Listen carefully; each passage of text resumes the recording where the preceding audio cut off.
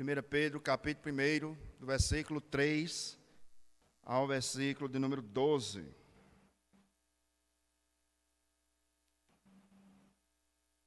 Saúdo também aqueles que nos acompanham, vão ver a transmissão desse culto.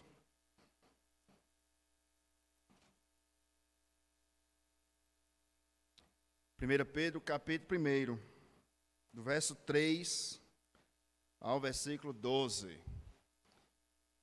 Como os irmãos percebem, alguns irmãos nossos que estão ausentes justamente por conta dessas enfermidades relacionadas à virose, a enfermidades respiratórias, que nós possamos estar orando para que Deus restaure a saúde dos nossos amados irmãos. Amém? Todos acharam? 1 Pedro, capítulo 1, a partir do verso 3 ao versículo de número 13, ao versículo 12. Essa é a nossa segunda exposição na carta de Pedro, nessa primeira carta. Aquele que nos visita ou nos acompanha, nós temos o costume de pregar expositivamente. Então nós pegamos um livro da Bíblia e pregamos do primeiro capítulo até o último, passando versículo a versículo e capítulo por capítulo. Nós acabamos de fazer uma série de exposições no livro de Apocalipse. Então nós pregamos do primeiro capítulo de Apocalipse até o último capítulo de Apocalipse. E essa série se encontra lá no canal da nossa igreja, na playlist de Apocalipse. Foram 28 mensagens. E nós iniciamos semana passada mais uma série, desta feita nessa primeira carta, escrita pelo apóstolo Pedro. 1 Pedro, capítulo 1, versículo 3 ao versículo 12, a palavra do Senhor nos diz: Bendito o Deus e Pai de nosso Senhor Jesus Cristo, que segundo a sua muita misericórdia, nos regenerou para uma viva esperança, mediante a ressurreição de Jesus Cristo dentre os mortos, para uma herança incorruptível, sem mácula, imarcessível, reservada nos céus para vós outros, que sois guardados pelo poder de Deus, mediante a fé para a salvação, preparada para revelar-se no último tempo. Nisto exultai, embora no presente, por breve tempo, se necessário, sejais contristados por várias provações, para que, uma vez confirmado o valor da vossa fé, muito mais preciosa do que o ouro perecível, mesmo apurado pelo fogo, redunde em louvor, glória e honra na revelação de Jesus Cristo, a quem, não havendo visto, amais, no qual, não vendo agora, mas crendo, exultais com alegria indizível e cheia de glória, obtendo o fim da vossa salvação, da vossa fé, a salvação da vossa alma. Foi a respeito desta salvação que os profetas indagaram e inquiriram, os quais profetizaram acerca da graça a vós outros destinada, investigando atentamente qual a ocasião ou quais as circunstâncias oportunas, indicadas pelo Espírito de Cristo, que neles estava, ao dar de antemão testemunho sobre os sofrimentos referentes a Cristo e sobre as glórias que os seguiram. A eles foi revelado que, não para si mesmos, mas para vós outros, ministravam as coisas que agora vos foram anunciadas por aqueles que, pelo Espírito Santo, enviado do céu, vos pregaram o Evangelho. Estas coisas que os anjos anelam prescrutar. Amém? Vamos orar mais uma vez. Vamos rogar a Deus que nos ajude nessa noite.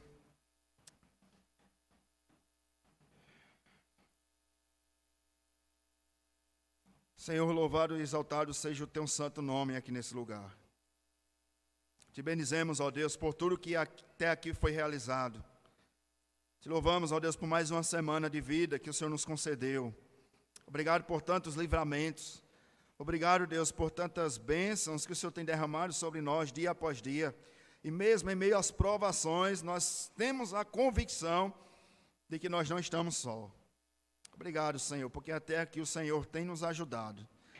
Assim como o salmista, se não for ao Senhor, o que seria de nós? É graça do Senhor, é bondade do Senhor para conosco.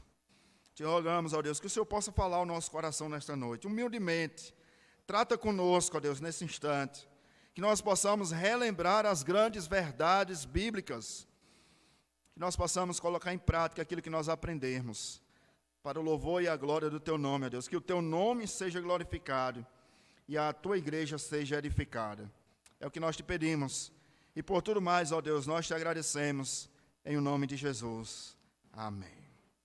Meus irmãos, a carta escrita pelo apóstolo Pedro, ela é uma carta conhecida como uma carta geral.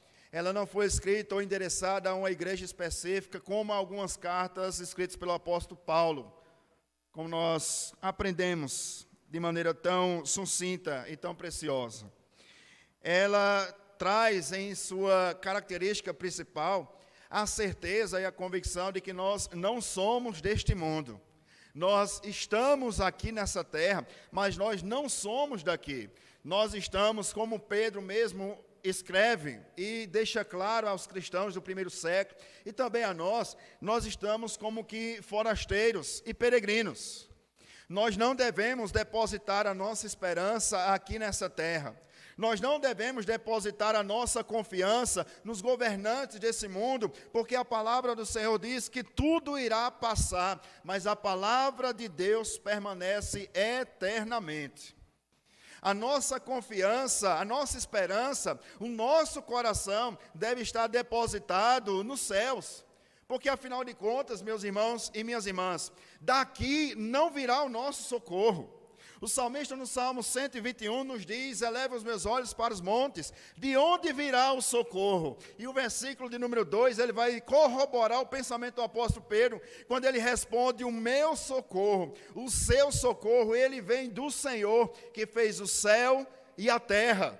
A última palavra não é a de homens, a última palavra é do Deus da qual nós louvamos aqui nessa noite, do Deus da qual nós oramos, nós buscamos a sua face, do Deus da qual nós servimos dia após dia. A última palavra não vem da terra, a última palavra vem do céu. Pedro encoraja aqueles irmãos que estavam sofrendo por perseguição por causa da sua fé. Nós vimos na última exposição o autor dessa carta, que é o apóstolo Pedro. Nós vimos os destinatários dessa carta, os peregrinos e forasteiros que se encontravam na dispersão, e nós vimos, por fim, a doutrina em que Pedro vai iniciar a sua carta. Ele vai afirmar que nós fomos escolhidos por Deus desde antes da fundação do mundo, e que o Espírito Santo de Deus nos separou deste mundo mau, deste mundo tenebroso, deste mundo que jaz no maligno. E nós só obtemos a salvação pela obra meritória de Cristo Jesus, ao derramar o seu precioso sangue naquela cruz, para perdoar todos os nossos pecados. O contexto dessa carta que nós vimos é um contexto de perseguição, um contexto de dores, de sofrimento, de angústia, e o apóstolo Pedro começa com uma doxologia, com um hino de louvor, com um cântico de adoração a Deus. Meus irmãos, minhas irmãs, será que em meio às nossas lutas, nós ainda assim podemos louvar ao Senhor? Será que apesar das nossas circunstâncias, nós podemos tributar ao Senhor a honra, a glória e o louvor? É isso que Pedro nos ensina no início dessa carta. No início do capítulo 1, a partir do versículo 3, do texto que nós lemos. Pedro começa não trazendo doutrina ou aplicação para as nossas vidas. Pedro começa referendo louvor e adoração àquele que nos salvou. Se você tem essa mesma esperança, ao ponto em que você tem a convicção de que você é forasteiro e peregrino daqui, você compreende algo, e eu queria chamar a sua atenção para isso. A nossa alegria não está baseada em nossas circunstâncias. A nossa alegria não depende da forma como nós acordamos pela manhã. Se nós acordamos bem, se nós acordamos mal. A nossa alegria não depende das circunstâncias que nos rodeiam. A nossa alegria depende de Cristo Jesus. A nossa alegria não está em pessoas, a nossa alegria está em uma única pessoa, aquele que é imutável, aquele que não muda, aquele que prometeu e é fiel para cumprir com a sua promessa. Eis que estou convosco todos os dias, até a consumação dos séculos. As pessoas podem lhe abandonar, mas Jesus jamais lhe abandonará. As pessoas podem lhe decepcionar, mas o nosso Redentor, Ele vive, Ele reina e Ele jamais irá nos abandonar. Jamais irá nos decepcionar. Essa é a certeza que nós devemos ter. Nós estamos caminhando rumo à Nova Jerusalém. E nesse trajeto, certamente nós iremos pisar por pedregulhos. Dias difíceis. Mas nós sabemos para onde nós estamos caminhando. Nós sabemos para onde nós estamos indo. Nós sabemos qual é o nosso final. É a glória. É os céus, ou um novo céu e uma nova terra ao lado de Cristo Jesus. Perceba, meus irmãos, quando nós exaltamos a Deus por quem Ele é, e por aquilo que Ele fez, nós nos sentimos fortalecidos para enfrentar mais um dia de luta. Quando nós exaltamos a Deus pela obra salvífica de Cristo Jesus, nós esquecemos de que nós sofremos aqui. Porque o nosso sofrimento, em comparação com o sofrimento de Cristo, é fichinha. Cristo foi rejeitado por todos, foi humilhado, foi ultrajado, foi morto, pendurado, se fez maldito naquela cruz, maldição, para que nós pudéssemos receber a bênção de Deus, a bênção da salvação. Ele se fez um de nós, para que nós pudéssemos tornarmos filhos de Deus. Se nós compararmos a nossa luta, em comparação com a luta de Cristo, perceba, a luta dele foi infinitamente maior. E é por isso que nós devemos ter esperança.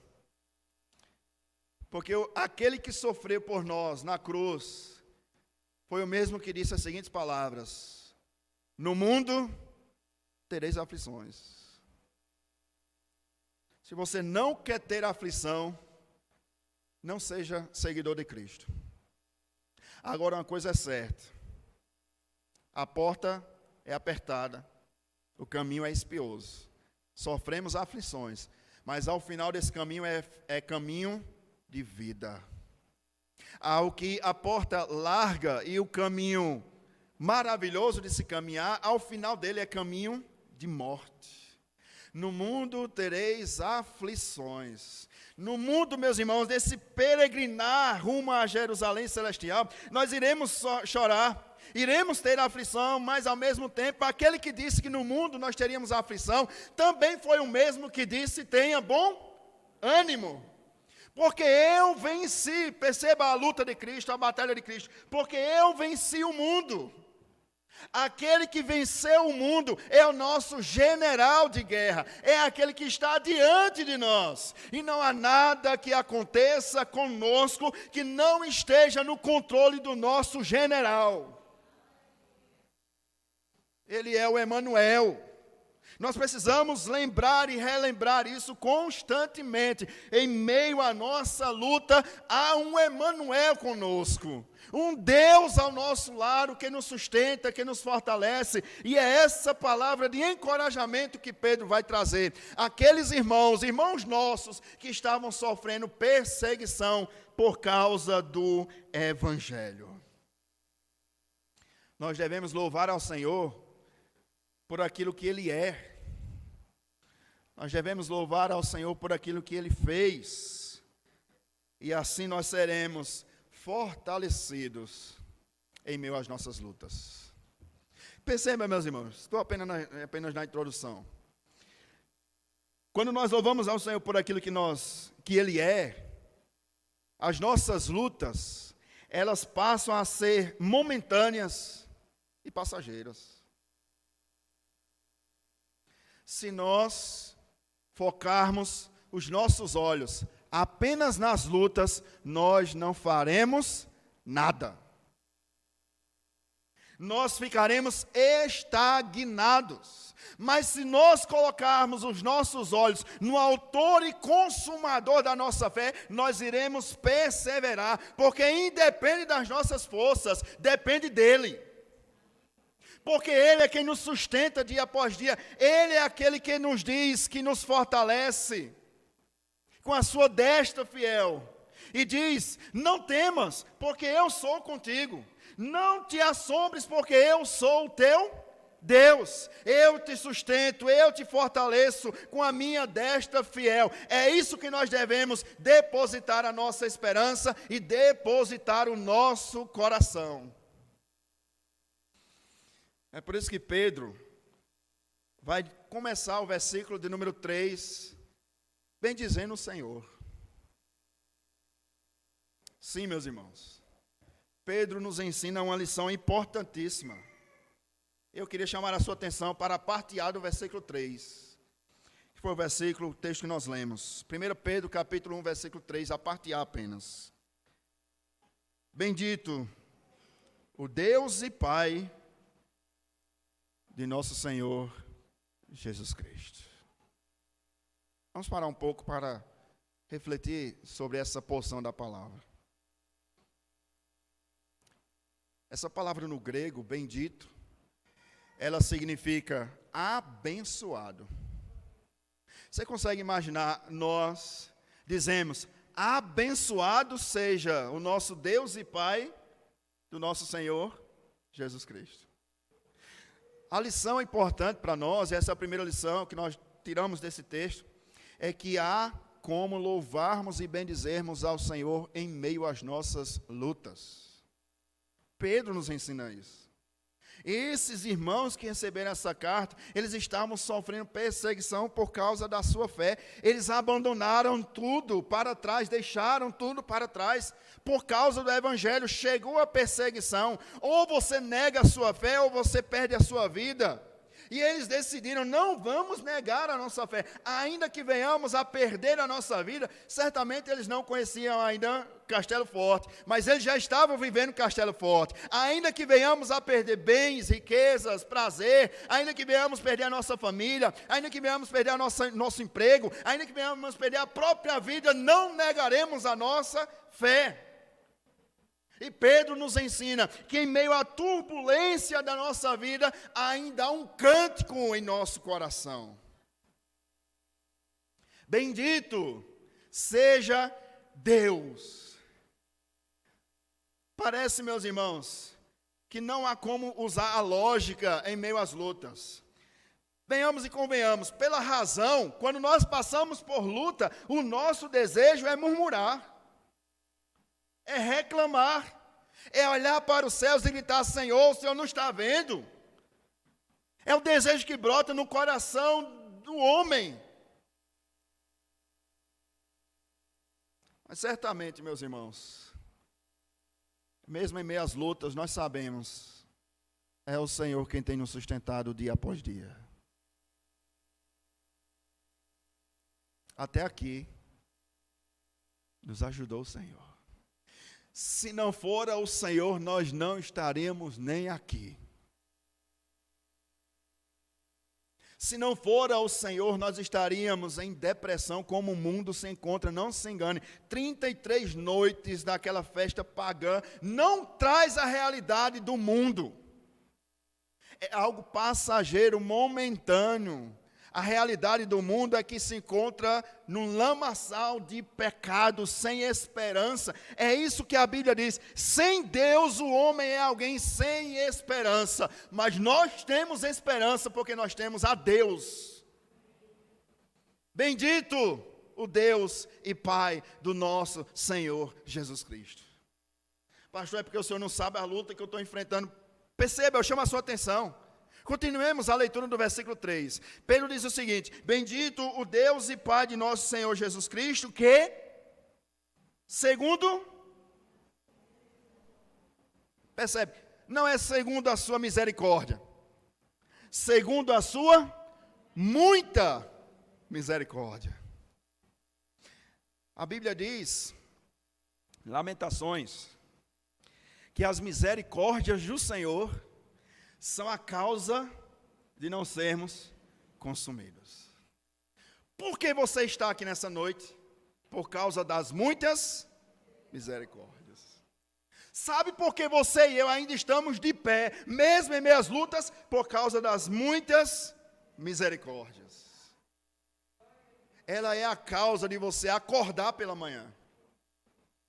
Porque se as misericórdias do Senhor não fossem renovadas, a ira de Deus seria derramada sobre as nossas vidas. E aí, Jeremias, escrevendo Lamentações, vai dizer que as misericórdias do Senhor são a causa de não sermos consumidos, porque as suas misericórdias se renovam dia após dia.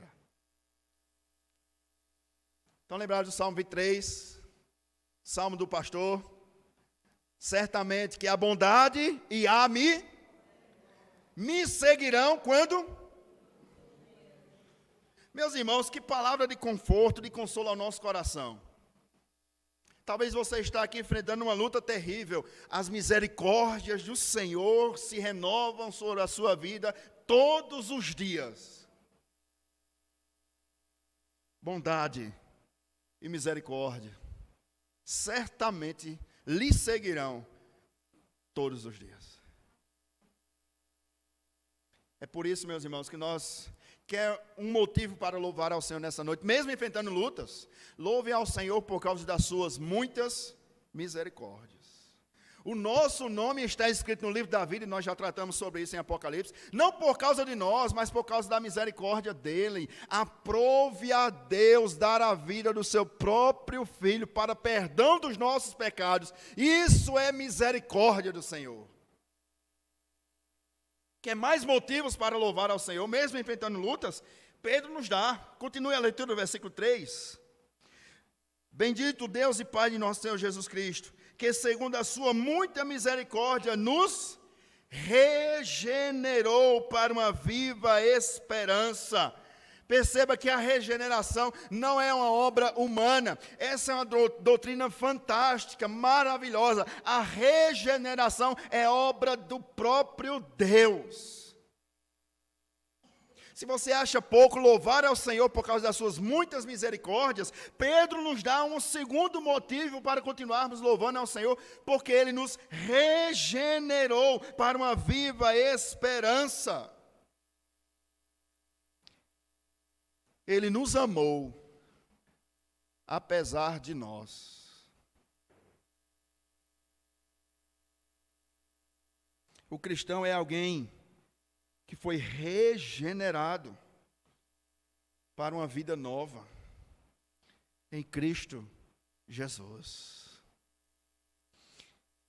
E a misericórdia e a regeneração nos traz esperança. É preciso nascer de novo.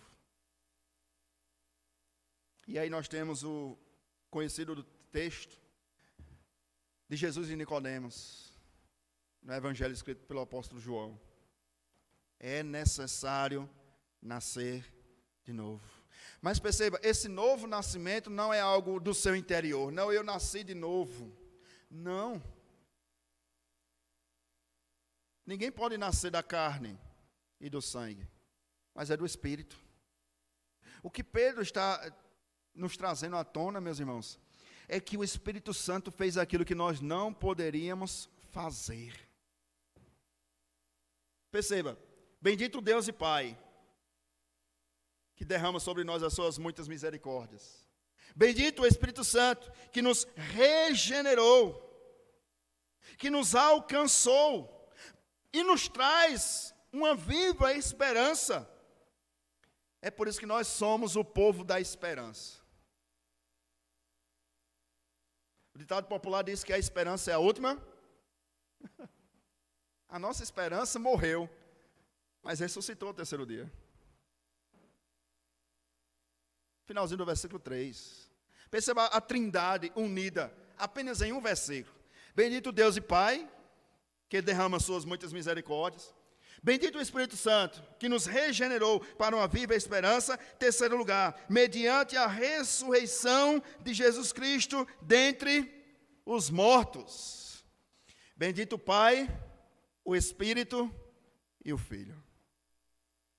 A Trindade, que nós chamamos em teologia, a economia da Trindade trabalhando em nosso favor. Aquilo que nós não poderíamos fazer, Ele fez. O Deus Pai derrama a sua misericórdia. O Deus Espírito traz a esperança viva ao nosso coração pela regeneração. E o Deus Filho nos alcançou mediante a morte e a ressurreição de Cristo Jesus dentre os mortos. Perceba que palavra preciosa ao nosso coração. Allan Kardec está morto. Buda está morto. Os santos da Igreja Católica estão mortos. Mas o nosso Redentor vive. Né? O túmulo dos mais ilustres governantes do mundo se encontram lá. As cinzas dos homens ainda estão nos túmulos. Mas se você for ao túmulo de Cristo, está vazio. Por que procurar entre os mortos quem vive? Ele não está aqui, essa é a nossa esperança. Servimos a um Deus que foi morto, mas que vive pelos séculos dos séculos. E onde ele se encontra hoje? Apocalipse capítulo 5, assentado no trono, ao lado direito de Deus Pai, regendo o universo, governando as nossas vidas. Meus irmãos, você percebe que lição maravilhosa? A nossa vida não está nas mãos dos homens.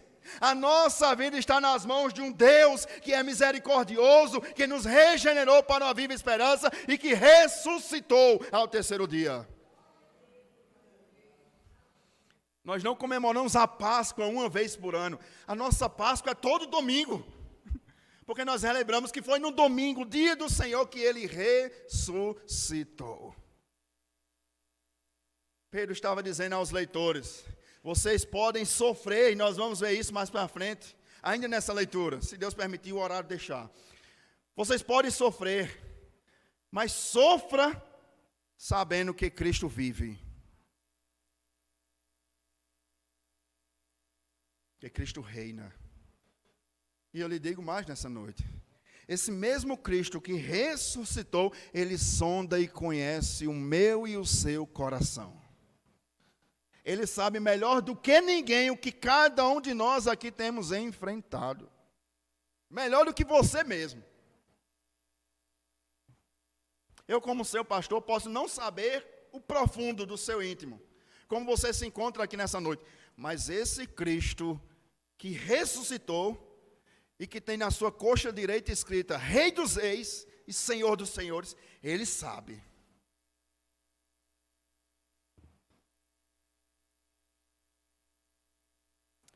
Simon Kistemaker, comentarista da cultura cristã, os comentários vermelhos, ele diz o seguinte: sem a ressurreição de Cristo, nossa regeneração não seria possível e a nossa esperança não faria sentido algum. Como ter esperança em alguém que está morto? Por isso que a nossa esperança está viva. Porque, mais uma vez, a nossa esperança não depende das circunstâncias. A nossa esperança depende de Cristo. E Ele vive. E aí nós poderíamos, talvez, entoar nessa noite, se eu tivesse dom para cantar, igual a José. Porque Ele vive. Posso crer no amanhã. É por isso que nós caminhamos. É por isso, meus irmãos, que nós perseveramos. É por isso que, apesar das pessoas que ficam torcendo para você desistir no meio do caminho, você caminha uma milha a mais.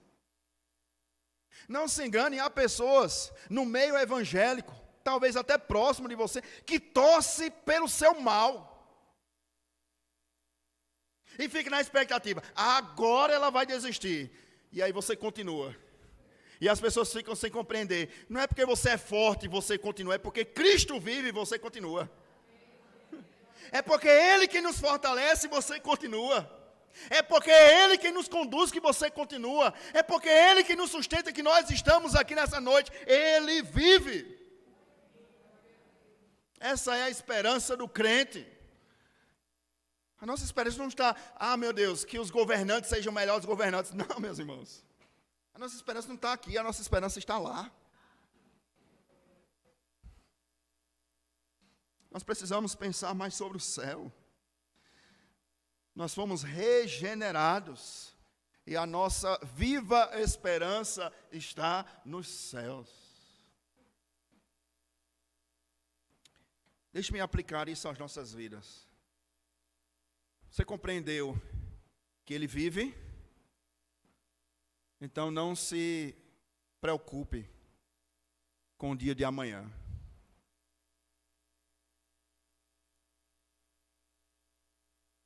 Por que estás ansioso? Eu amo 2 salmos em particular. O primeiro deles, o Salmo 43, que é o salmista conversando com a sua própria alma. O segundo salmo é o Salmo 73, que é quando Deus conversa com o salmista Asaf. Mas eu queria trazer à lembrança apenas o Salmo de número 43.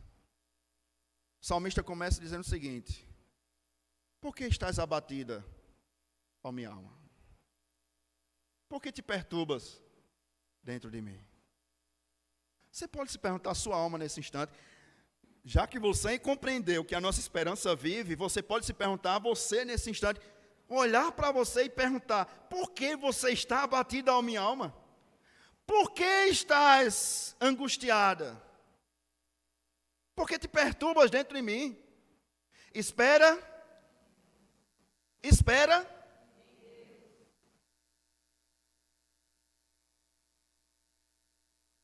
O nosso Deus vive. Espera em Deus, pois ainda o louvarei. Meus irmãos, há momentos em nossas vidas que não temos nem louvor para entoar. Há momentos angustiantes em nossas vidas que parece que as palavras fogem, nem orarmos temos força. Mas são esses momentos que nós somos renovados por Deus. Sabe aqueles momentos que você ora, que você clama e parece que nada está surtindo efeito?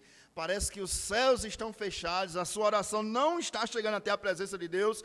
Eu queria trazer essa aplicação a você nessa noite. Não desista. Porque o nosso Deus vive. Tem olhos e vê. Tem boca, tem ouvidos e ouve. Ao contrário dos falsos deuses, das quais as pessoas precisam carregar nos ombros, para cima e para baixo, porque eles são feitos de madeira, de gesso, de pau, de ferro, de ouro, de prata.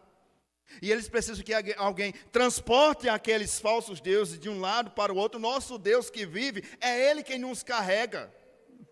É Ele quem nos sustenta. Você e eu não estamos aqui por nossas próprias forças. Nós estamos aqui porque Ele nos trouxe aqui nessa noite, para que nós pudéssemos relembrar e iniciarmos mais uma semana na esperança de que não estamos só. Temos essa viva esperança.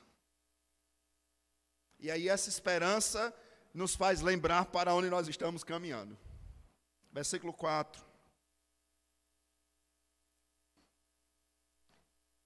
Perceba a nossa recompensa. Para uma herança, como?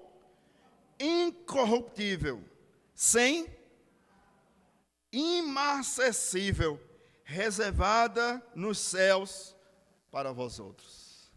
A nossa esperança se encontra onde? Nos céus. Lá não haverá ladrão, nem ferrugem. Isso não é de hoje, mas infelizmente, alguns pais que deixam herança aqui nessa terra, e infelizmente muitas famílias se dividem por causa de herança. Mas Pedro está nos lembrando que a nossa melhor e maior herança não está aqui na terra, não foi deixada por homem algum, está nos céus.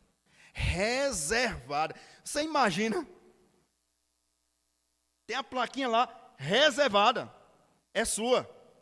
Ninguém rouba. Ninguém pega por engano. Lá não haverá corrupção. Está lá a plaquinha reservada nos céus para nós. E Pedro diz que essa herança, ela é incorruptível. Sem mácula. Ela foi obtida não por nós, mas pelo precioso sangue de Cristo. Ela é mais valiosa do que ouro. Ela é mais preciosa do que qualquer outra joia dos nossos dias. É por isso que nós podemos, meus irmãos e irmãs, ter os nossos olhos enxugados de toda lágrima. Por quê? Porque há uma imarcessível herança nos aguardando nos céus.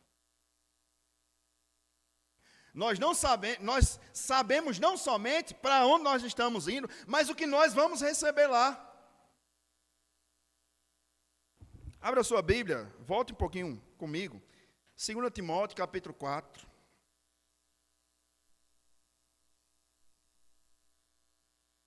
As últimas palavras do apóstolo Paulo. Versículo 6.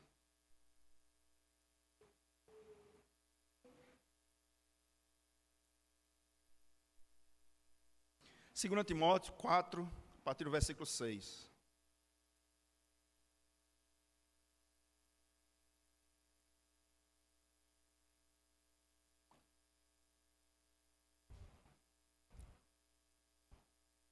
Segunda Timóteo, capítulo 4, versículo 6. Responda a você nessa noite. Se você soubesse que está perto da morte, quais seriam as suas últimas palavras? Olhe comigo as últimas palavras do apóstolo Paulo. 2 Timóteo, capítulo 4, versículo 6. Quanto a mim, estou sendo já oferecido por libação, e o tempo da minha partida é próximo ao chegado.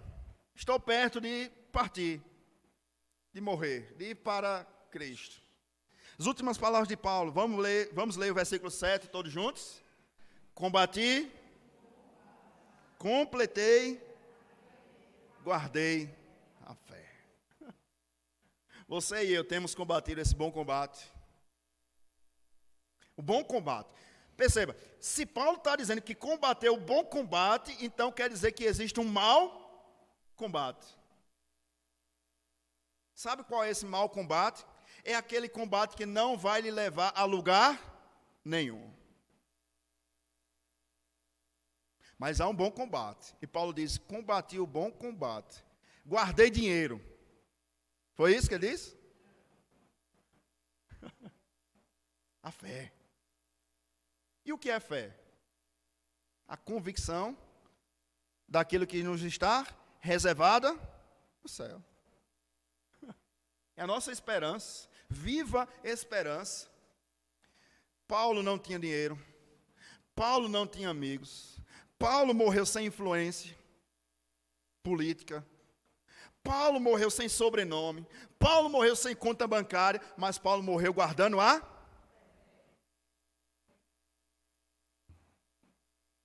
combati o bom combate, completei a carreira, guardei a fé. Olha a nossa viva esperança, versículo de número 8. Já agora, a coroa da justiça me está guardada. Estão lembrados de Pedro? A nossa viva esperança nos traz a herança incorruptível, que está reservada, é a mesma palavra no grego, guardada e reservada onde? No céu. Paulo está dizendo a mesma coisa que Pedro nos diz. A nossa coroa está guardada nos céus. A qual, diz Paulo, o Senhor, o reto juiz, me dará naquele dia. E não somente a mim, mas também a todos quantos amam a sua vida. Você ama a vinda de Cristo? Talvez você não tenha compreendido. Aqui, nós sofremos. Lá, nós receberemos uma coroa. Que nos está reservada nos céus. Não somente para mim, mas para todos aqueles que amam a sua vida. A nossa esperança não deve estar depositada na terra. A nossa esperança está nos céus. Que mais motivos para louvar ao Senhor, mesmo sofrendo? Volte comigo para Pedro. 1 Pedro, capítulo 1 ainda. Versículo de número 5 agora.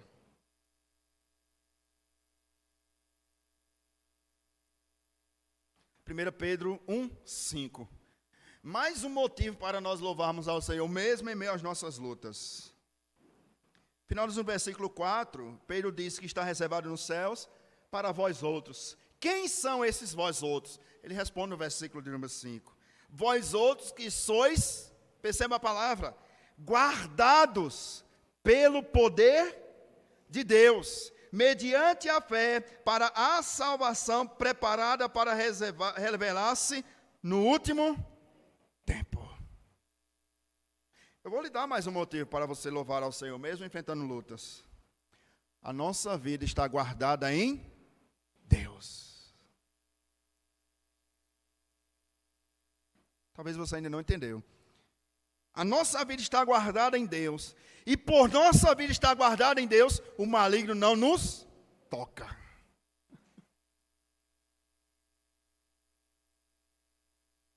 A palavra guardada significa protegida.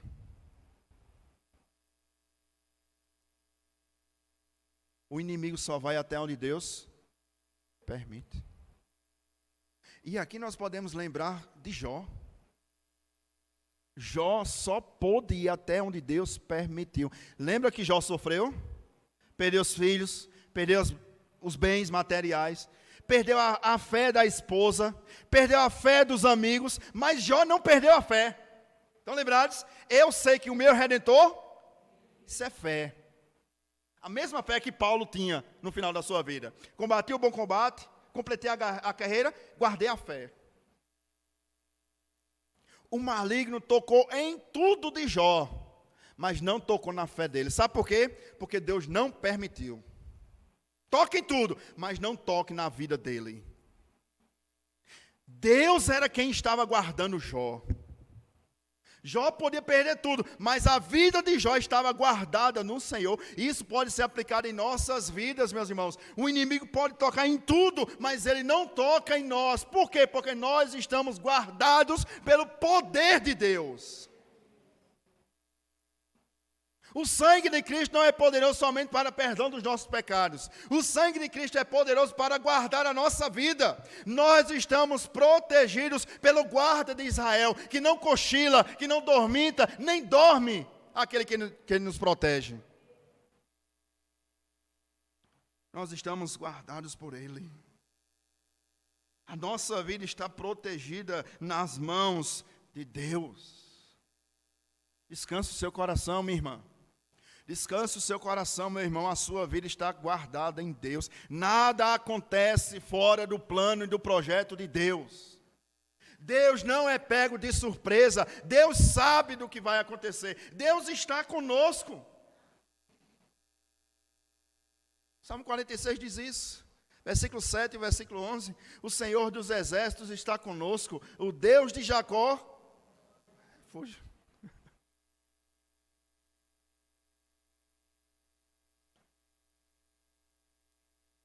Não há nada e ninguém que possa nos separar do amor de Deus, que está em Cristo Jesus. Por isso, meus irmãos, minhas irmãs, nenhuma condenação há para aqueles que estão em Cristo Jesus. Estamos guardados. O que nós poderíamos trazer à memória é de um pasto das ovelhas no pasto e os lobos ao redor. Mas sabe por que o lobo não ataca? Porque há um pastor lá. O bom pastor que dá a vida por suas ovelhas. E nenhuma das suas ovelhas se perdem pelo caminho.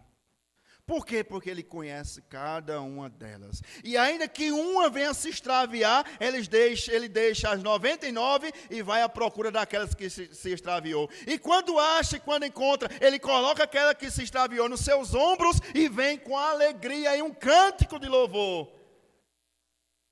Nenhuma das ovelhas de Cristo se perdem pelo caminho.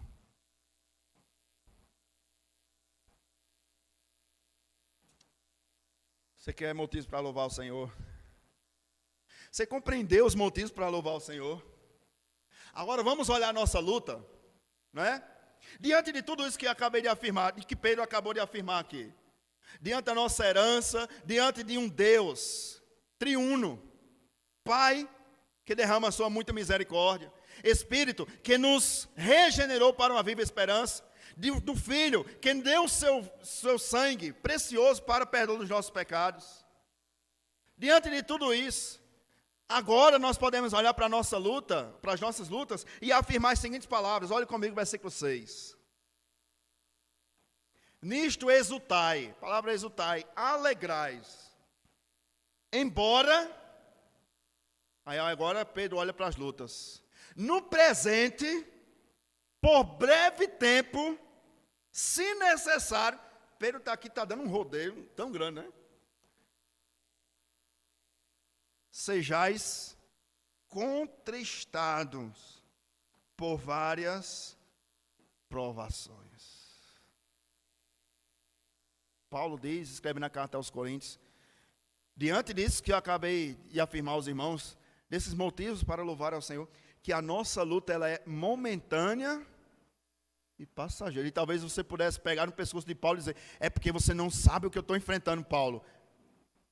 É porque você não sabe o que eu estou enfrentando, Pedro. Mas Pedro está aqui afirmando que diante daquilo que nos aguarda no céu, a nossa luta ela é momentânea, leve e temporária. O salmista diz que o choro dura uma noite. E talvez você esteja enfrentando uma noite longa do choro. Mas espera aí, o mesmo salmista também diz que a alegria vem. O que é que Pedro está nos ensinando, meus irmãos, diante daquilo que nos aguarda no céu? É que as nossas lutas, elas são passageiras. Talvez 1 ano, 2 anos que você está enfrentando essa luta, vai chegar o tempo do fim. A nossa luta, presta atenção, a nossa luta ela tem começo, meio e fim. Mas aquilo que está nos aguardando no céu é para todo sempre. Não haverá um fim, é pelos séculos dos séculos.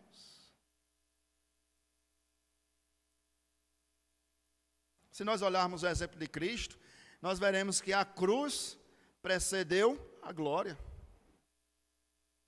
De que os sofrimentos precedem a alegria. E aí perceba, meus irmãos, que as lutas que nós enfrentamos, ela molda o nosso caráter. É por isso que o pastor Hernandes Dias Lopes disse que a nossa luta, que as provações, elas são pedagógicas. Elas nos ensinam algo. É no meio da luta que nós dependemos mais de Deus. Não é assim conosco? Via de regra. É nas lutas que nós oramos mais, via de regra. É nas lutas que nós estamos mais presentes nos cultos. Alguém disse, quer saber se alguém está lutando, está enfrentando luta? Olha o culto de oração. Só vem para o culto de oração quem está enfrentando luta. Obviamente que eu não concordo com isso. Mas é no momento das lutas que nós oramos mais. Que nós buscamos mais a face do Senhor. E aí eu preciso concordar com o apóstolo Paulo, quando ele escreve Filipenses capítulo 4, versículo 4. Alegrai-vos no... Outra vez vos digo... É fácil se alegrar na luta? É por isso que ele diz, alegrai-vos no Senhor. Porque é o Senhor a nossa esperança. Porque o nosso socorro vem do Senhor. Porque Ele é refúgio. Porque Ele é a nossa fortaleza. Porque Ele é o nosso socorro bem. Quando? Todos lhe abandonam, mas Ele está bem presente. Por isso que se nós olharmos a nossa luta diante daquilo que nos aguarda, obtida por Cristo na cruz, é momentâneo. É leve. É passageiro. E aí vem a razão de nós enfrentarmos lutas. Versículo de número 7. Perceba a finalidade das provações. Pedro diz: para que, uma vez confirmada o valor da vossa fé, muito mais preciosa do que ouro perecível, mesmo apurado por fogo, redunde em louvor, glória e honra na revelação de Jesus Cristo. Pastor, qual é a finalidade da luta? Louvar ao Senhor. Faça uma reflexão nessa noite. Quantas lutas você já não enfrentou até chegar aqui? Talvez algumas dessas lutas você tenha pensado lá atrás em desistir. Talvez algumas dessas lutas você tenha pensado lá atrás, agora não tem mais jeito, não tem mais solução, e aqui você está. E sabe o que nós podemos fazer nessa noite? Louvar ao Senhor. Porque foi Ele que lhe sustentou naquelas lutas para que você chegasse aqui nessa noite. Há um fato importante. Abra a sua Bíblia, Tiago, capítulo 1. Eu não posso passar em branco. Volte um pouquinho antes de Pedro. Antes de 1 Pedro, Tiago. Capítulo 1. Versículo de número 2.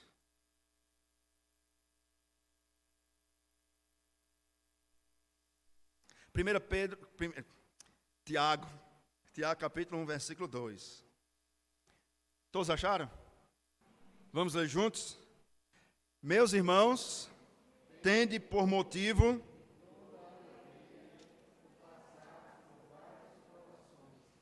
até aqui, até o versículo 2. Só o versículo 2. Tem muita riqueza nesse versículo 2. Meus irmãos, tende por motivo de grande alegria o passardes por várias provações. Você se alegra no meio da sua provação?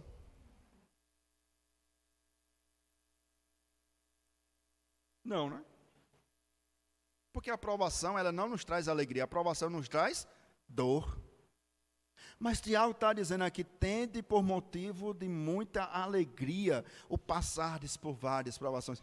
Perceba, há um detalhe nesse versículo 2, da qual nós podemos compreender como nós podemos se alegrar no meio da provação. Você percebeu qual é o detalhe? Olhe novamente o versículo 2. Meus irmãos, tende por motivo de toda alegria o passardes. Esse é o detalhe fundamental de como nós podemos nos alegrar na tribulação ou na provação. A nossa provação é passageira. Nós não iremos ficar na provação, nós iremos passar a provação. E é por isso que nós nos alegramos no meio da provação, porque nós temos certeza, eu não vou morrer na provação, eu vou passar por ela. Os apóstolos estavam no barco com Cristo Jesus. E a ordem de Cristo é, passemos para o outro lado da margem. No meio do lago, que é o mar da Galileia, a tempestade se levantou. E aí os apóstolos começaram, obviamente, Pedro, Tiago e João, que já conheciam, tinham experiência naquele mar, se apavoraram. Começaram a tirar a água e entrava a água. Tirava a água e entrava a água. Até o ponto em que eles foram acordar Jesus. Mestre, não te importa que pereçamos? Jesus acalma o mar e as águas se aquietam. Jesus olha para aqueles apóstolos e diz, homens de pequena fé. Qual era a ordem de Cristo? Passemos. A chegada era certa, ainda que o caminho fosse turbulento. E é isso que nós precisamos compreender nessa noite. Tiago está dizendo aqui: tende por motivo de várias alegrias o passardes por várias provações. Meus irmãos, minhas irmãs, a chegada é certa, ainda que o caminho seja turbulento. Nós estamos passando, nós não vamos ficar. Vamos chegar do outro lado. Porque quem fez a promessa é fiel para cumprir. Volto para 1 Pedro.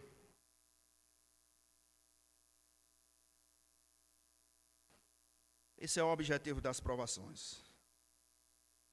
Pedro faz uma comparação interessante com o ouro que vai para a fornalha. O Senhor nos mantém na fornalha do sofrimento, para que nós possamos depender mais dele e menos de nós mesmos. Talvez você está na fornalha. Será na fornalha que Deus vai lhe dar livramento. Lembra de Daniel? É inevitável, não é? Daniel e seus amigos estavam na fornalha. Aqueles que estavam do lado de fora da fornalha não viram os três, viram?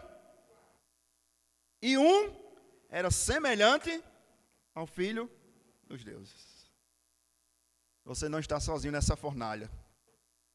O Filho do Deus vivo está com você lá.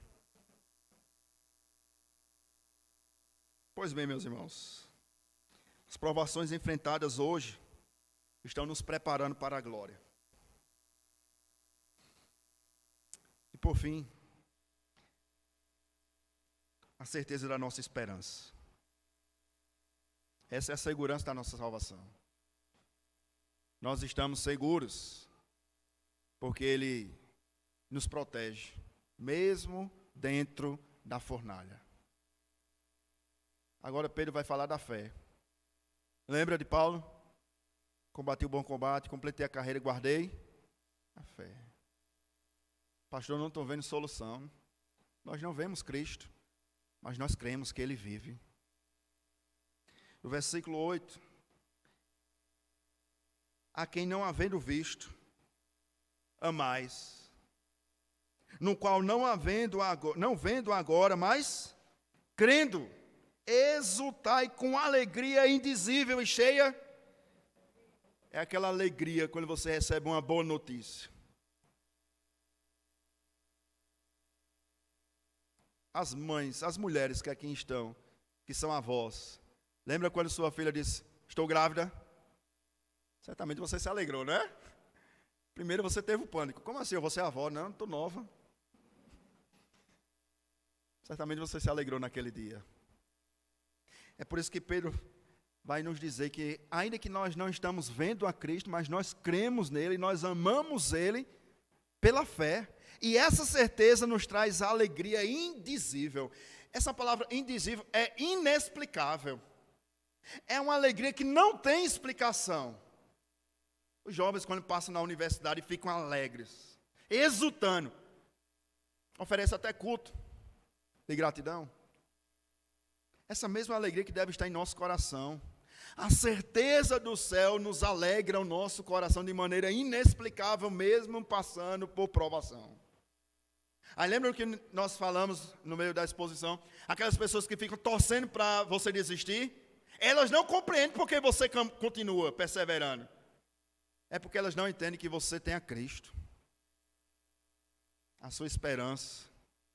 E nessa esperança, nós sabemos que estamos passando por essa provação. Minha irmã, há um tempo para o fim da sua provação.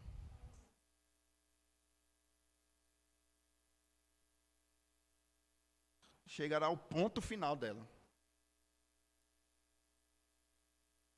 Mas enquanto esse dia não chega, que a sua esperança seja renovada por isso. Deus não lhe abandonou. Enquanto o ponto final não chega, tenha essa convicção. Aquele que morreu e ressuscitou, que está vivo, está no controle da sua vida. Por isso nós podemos nos alegrar. E aí Pedro olha para trás, para o Antigo Testamento, ele fala dos profetas. Versículo 9. Obtendo o fim da vossa fé, a salvação da vossa alma. Esse é o bem mais precioso que nós temos. A certeza. Essa é a segurança da nossa salvação. Nosso nome já está escrito no livro da vida. E não há nada e não há ninguém que possa tirá-lo de lá. Versículo 10, foi a respeito desta salvação que os profetas indagaram. Perceba o privilégio que nós temos. Os profetas indagaram e inquiriram, os quais profetizaram acerca da graça a vós outros destinada, investigando atentamente qual a ocasião ou quais as circunstâncias oportunas indicadas pelo Espírito de Cristo que neles estava, ao dar de antemão testemunhas sobre os sofrimentos referentes a Cristo e sobre as glórias que os seguiriam. Lembre aqui do profeta Isaías, que profetizou a morte vincária de Cristo, mas ele não viu com seus próprios olhos.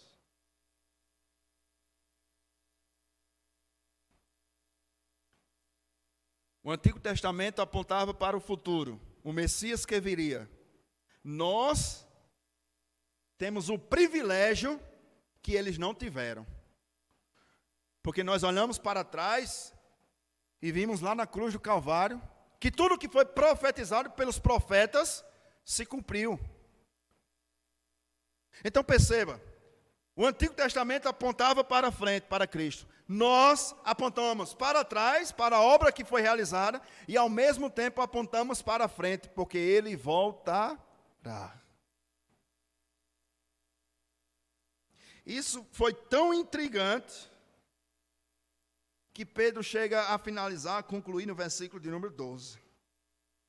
A eles, ao Antigo Testamento, aos profetas, a igreja do Antigo Testamento, foi revelado que não para si mesmos, mas para vós outros, ministravam as coisas que agora vos foram anunciadas, pregadas, evangelizadas, por aqueles que pelo Espírito Santo, enviado do céu, vos pregaram. Perceba a benécia das boas novas de grande salvação. Tudo que foi profetizado no Antigo Testamento foi profetizado para nós. Para que nós pudéssemos ver as profecias do Antigo Testamento e olhar para a obra de Cristo e chegar à conclusão: eis o Messias prometido no Antigo Testamento. Eis o Filho unigênito do Pai. O Verbo que se fez carne, habitou entre nós, cheio de graça e de verdade. Vimos a sua glória, glória como a do unigênito do Pai.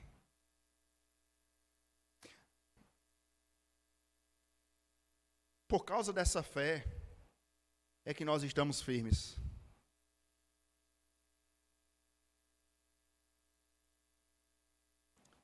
Porque chegará um dia, meus irmãos, que não haverá fé.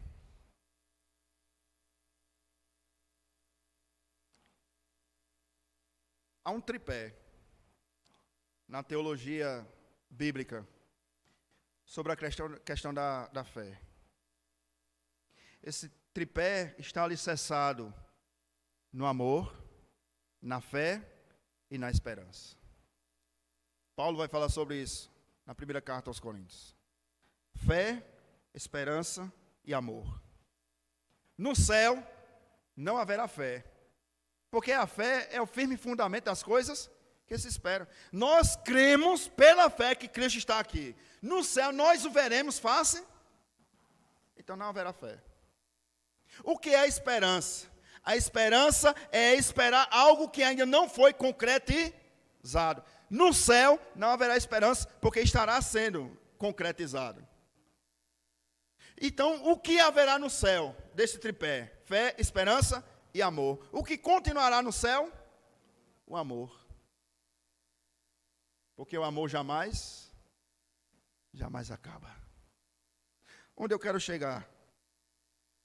Quando nós alicerçamos os nossos pés, quando nós alicerçamos a nossa fé, quando nós alicerçamos em a nossa vida, o amor em Cristo Jesus, nós rejeitamos toda e qualquer circunstância contrária. E aí se cumpre a palavra de Cristo.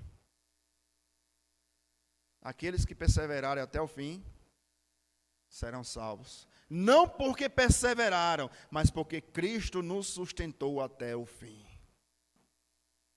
Isso é tão maravilhoso que os profetas queriam ver com os seus próprios olhos. Os profetas queriam ter em suas mãos o Novo Testamento, mas as profecias do Antigo Testamento se cumpriram em Cristo. Nós somos um povo privilegiado, porque em nossas mãos estão as profecias e o cumprimento das profecias, o Antigo e o Novo Testamento. Isso é tão maravilhoso que Pedro conclui a última parte do versículo 12, dizendo o seguinte: estas coisas, que coisas? O Evangelho. Os anjos anelam perscrutar. Os anjos, eles desejam compreender o que nós compreendemos. E o que nós compreendemos? Que nós estávamos mortos em nossos delitos e pecados. E Ele nos deu vida. Os anjos anelam prescrutar esse evangelho. Por quê? Porque os anjos não estavam como nós estávamos, mortos em nossos delitos e pecados. Os anjos não receberam vida como nós recebemos vida, porque estávamos mortos. Eles anelam compreender, eles estão interessados em nossa redenção. Como Deus pôde amar essa raça tão corrupta, perdida, pervertida, dando-lhes vida e vida em abundância.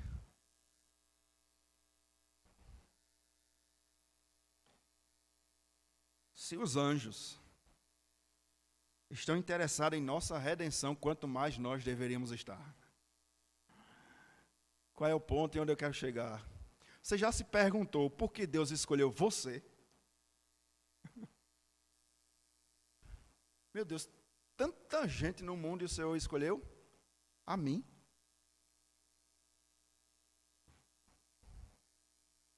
Algumas pessoas falam erroneamente: tanta gente ruim para morrer no mundo e morre tanta gente boa. Não entendeu. Não existe gente boa. Somos todos ruins. E essa é a pergunta. Meu Deus, por que o Senhor escolheu a mim?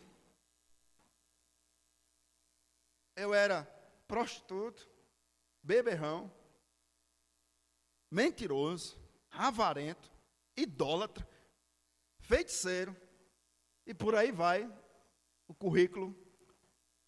Imagine você mostrar o seu currículo de antes a Deus. Está aqui, Senhor. Por que o Senhor deve me escolher? Está aqui meu currículo. Certamente, pela razão, está excluído. E péssimo currículo. Mas Deus amou você e a mim, apesar do nosso currículo. E Ele escolheu você e a mim para irmos para o céu. Seja sincero. Você se escolheria para ser salvo? Principalmente naqueles dias que você acorda, que não quer conversa com ninguém, não quer ver ninguém. Mas Deus lhe escolheu. Agora pergunta a mim o porquê, eu não sei. Soberania de Deus. Ele escolhe quem quer, para o que quer e para o louvor da sua glória.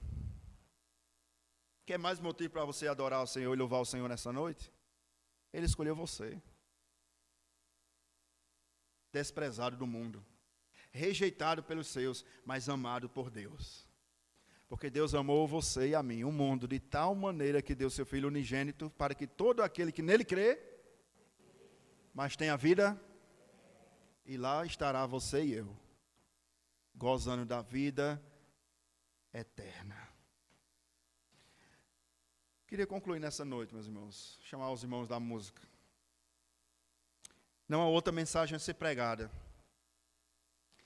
O Pai que derrama a misericórdia, o Espírito que nos regenera e o Filho que paga o preço, a cruz do Calvário. Não há outra mensagem a ser pregada. O que eu preguei nessa noite, meus irmãos, minhas irmãs, foi o Evangelho, pregado pelos profetas e anelado pelos anjos. O que vocês ouviram e têm ouvido constantemente nesse púlpito não é uma mensagem de autoajuda, mas é a mensagem de grande salvação. O meu propósito como o seu pastor é que você possa olhar para os céus e saber que existe esperança lá, que a nossa recompensa está lá, que a última palavra vem de lá, que o nosso socorro vem de lá. O meu propósito nessa noite, meus irmãos, é fazer com que você retire a sua esperança desse mundo. É fazer com que você coloque o seu tesouro, o seu coração no céu. Porque onde está o seu tesouro, ali também estará o seu coração. E a Bíblia diz, de tudo que se deve guardar, guarda o teu coração. O nosso coração deve estar no céu. A nossa segurança está no céu. A nossa salvação vem do céu. E não há outra doutrina a ser estudada. Não há outra mensagem a ser pregada. Não é a mensagem do próprio pregador, mas é a mensagem da palavra de Deus. Anunciada pelos profetas, anelada pelos anjos, pregada aqui nessa noite. Fiquemos de pé. Louvemos ao Senhor. Aquele que soberanamente